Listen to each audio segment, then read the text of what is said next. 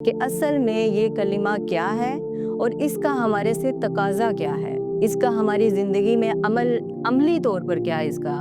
اللہ پاک ہم سے اس کلمے کے بدلے میں کیا چاہتے ہیں۔ تو کیا ہمارا یہ کہہ دینا کافی ہے ہمارے لیے؟ اس کا اور کوئی ہماری زندگی میں عمل دخل نہیں ہے؟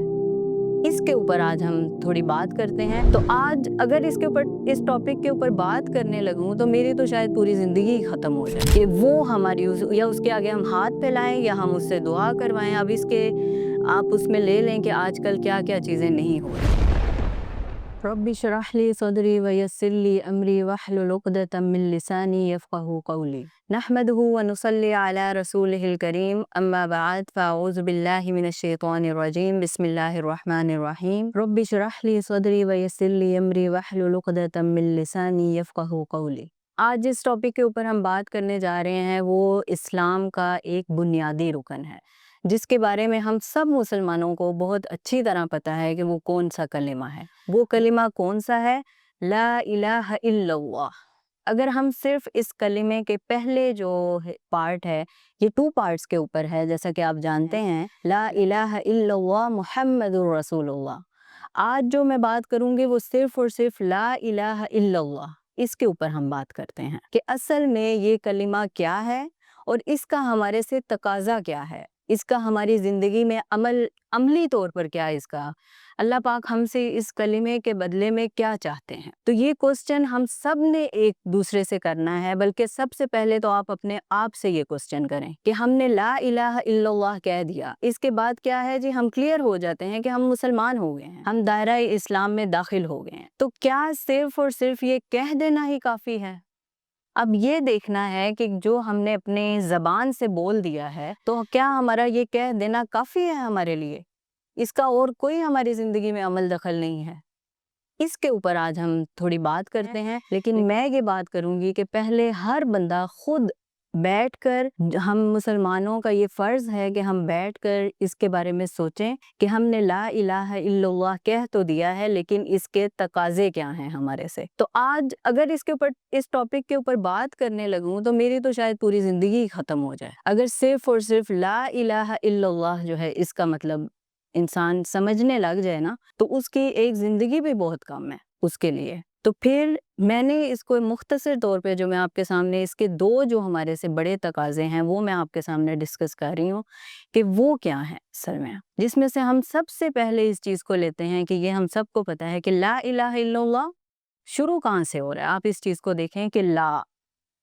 کہ ہم جب دائرہ اسلام میں داخل ہوتے ہیں تو ہم سب سے پہلا کلمہ کیا کہتے ہیں؟ لا کا مطلب ہے نہیں، کہ ہم سب کو یہ کہنا آنا چاہیے کہ اگر ہم کوئی بھی دوسری چیز کرنے لگے ہیں جو کہ ہمارے اسلام کے اگینسٹ جا رہی ہے تو وہاں پر ہم کھڑے ہو کر یہ کہہ سکیں کہ صرف یہ نہیں آپ نے کہنا کہ لا الہ الا اللہ محمد رسول اللہ، یہ کہہ کر ہمارا کام کمپلیٹ ہو گیا ہے۔ تو اب اس کو دیکھتے ہیں کہ لا الہ الا اللہ سمپل اس کا مطلب کیا ہے جو ہم لیتے ہیں کہ جی اللہ کے سوا کوئی معبود نہیں ہے، لیکن اس کا اگر ہم اب اس کے اوپر بات کرنے لگے ہیں تو یہ تو پھر بہت لمبی چلی جائے گی۔ تو جس میں سے اب میں 2 جو اس کے بڑے تقاضے ہیں وہ آپ کے سامنے رکھ رہی ہوں کہ پہلا تقاضا اس کا ہمارے سے کیا ہے کہ اللہ کے ساتھ کسی کو شریک نہ ٹھہرائیں۔ اب شراکت میں کیا چیز آ جاتی ہے کہ ہم نے کبھی بھی کسی کی طرف نہیں دیکھنا، اللہ سے مدد طلب کرنی ہے اور صرف اللہ ہی کو معبود رکھنا ہے۔ کبھی بھی اپنی حاجت کے لیے، کبھی بھی اپنی کسی دوسری چیز کے لیے ہم نے کسی بندے کے آگے نہیں جانا کہ وہ ہماری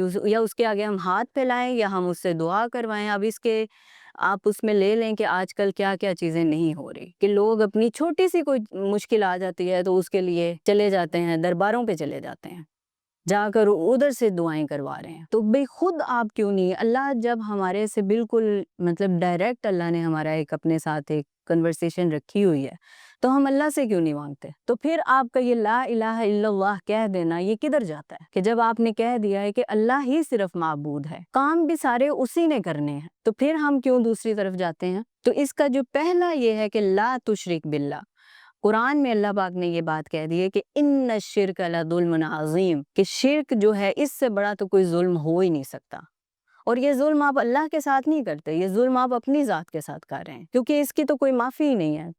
تو کل جب قیامت والے دن یہ سب کچھ آمنے سامنے ہوگا تو آپ پھر اللہ کو کیا جواز اس چیز کا دیں گے؟ تو پھر اللہ کو تو کوئی اس طرح، اللہ کے اوپر ہم نے کیا، اصل میں ہم اپنے اوپر ظلم کر رہے ہیں۔ تو ایک تو اس کا یہ ہے کہ لا تشرک باللہ، اللہ کے ساتھ کسی کو ہم نے شریک نہیں ٹھہرانا، کہ جو عمل جو سب کچھ ہے وہ صرف اور صرف میرا جینا مرنا سونا جاگنا اٹھنا بیٹھنا سب کچھ جو ہے وہ صرف اور صرف اللہ کے لیے ہے۔ جیسا کہ ایک حدیث میں آتا ہے اس کلمہ کے بارے میں، کے بارے میں کہ نبی صلی اللہ علیہ وآلہ وسلم نے کیا فرمایا، من مات وهو يعلم انه لا الہ من مات وهو يعلم ان لا الہ الا اللہ دخل یہ مسلم کی روایت ہے کہ اللہ کے نبی صلی اللہ علیہ وسلم نے فرمایا کہ جو انسان مر گیا اور وہ کس حال میں مرا کہ وہ یہ چیز جانتا ہے، مطلب دوسری حدیث میں یہ بھی آیا ہے کہ من قال لا الہ الا اللہ، لیکن اس حدیث میں جو آتا ہے اصل میں اس کا مطلب یہ ہے کہ جو انسان جانتا ہے یہ کہ لا الہ الا اللہ اور وہ اس حال میں مر گیا تو وہ جنت میں داخل ہو گیا۔ تو یہ کون ہمیں گارنٹی دے رہا ہے؟ نبی صلی اللہ علیہ وسلم اس چیز کی ہمیں گارنٹی دے رہے ہیں۔ تو یہ کوئی اتنی چھوٹی بات کے اوپر تو ہمیں جنت نہیں ملنے والی کہ ہم مسلمان گھرانے میں پیدا ہو گئے ہیں اور ہم نے لا الہ الا اللہ اپنے بڑوں سے سنا اور وہ کہہ کر ہم کہیں گے جی ہم ہر جگہ اپنی کیا آئیڈینٹیفیکیشن دیتے ہیں، جی ہم مسلمان ہیں، تو بس اس کے اوپر جی کلمہ پڑھتے ہیں۔ اب یہ جو چیز ہے، پہلی کیا چیز سامنے آ گئی کہ اللہ کے ساتھ کسی کو شریک نہیں ٹھہرانا، اور اس کے بعد دوسرا جو بڑا تقاضا ہے وہ کیا ہے کہ آپ نے اپنے عمل سے اس چیز کو ظاہر کرنا ہے، کہ آپ کی زندگی جو ہے، جب ہم یہ کلمہ کہہ دیتے ہیں تو ہماری زندگی کا ہر عمل جو ہے وہ اطاعت الہی کے انڈر آ جاتا ہے، پھر ہم اس چیز سے اپنا پیچھا نہیں چھڑا سکتے، پھر ہم یہ نہیں کہہ سکتے ہم آزاد ہیں، جو کہ آج کل ہماری یوتھ بھی جس طرف جا رہی ہے کہ ہم ہر چیز میں آزاد ہیں، بھی ہم نے جو کرنا ہے ہم نے وہ اپنے ماں باپ کو بھی نہیں دیکھ، تو اس لیے ہم پھر اس وقت کس دائرے میں، جب دائرہ اسلام میں داخل ہو جاتے ہیں تو ہم پھر اللہ کی اطاعت کے اندر آ جاتے ہیں، تو ہماری زندگی کا ہر عمل جو ہے اس سے یہ چیز ظاہر ہونی چاہیے کہ جب بھی کوئی ایسا معاملہ ہمارے سامنے آئے ہم وہاں پر کہہ کر کھڑے ہو جائیں کہ لا الہ الا اللہ، جب اللہ اس چیز کی ہمیں اجازت نہیں دے رہا تو ہم یہ کام نہیں کریں گے، وہ پھر کوئی بھی ہو اس کے لیے آپ اس کے آگے کھڑے ہو سکتے ہیں۔ تو جب تک اپنے عمل، قول سے تو ہم سب کہتے ہی ہیں، اپنی زبان اور پھر اس کے بعد عمل، ان دونوں سے اس چیز کو ہم نہیں کریں گے، ہم اس کلمے کو اول تو سمجھ ہی نہیں سکے، اور اگر ہم نے سمجھ لیا ہے تو ہم اس کو قبول نہیں کر رہے، کہ ہم نے زبان سے تو کہہ دیا ہے لیکن ہمارے دل تک وہ بات ابھی نہیں گئی، جب تک ہم اس کو اپنے عمل میں نہیں لائیں گے۔ تو اس لیے اللہ سے دعا ہے کہ ہم جو اپنی بات کہہ رہے ہیں کہ لا الہ الا اللہ محمد الرسول اللہ، اس کو اللہ پاک ہمیں اپنی زندگی جو عملی زندگی ہے اس میں بھی اپلائی کرنے کی توفیق عطا فرمائے۔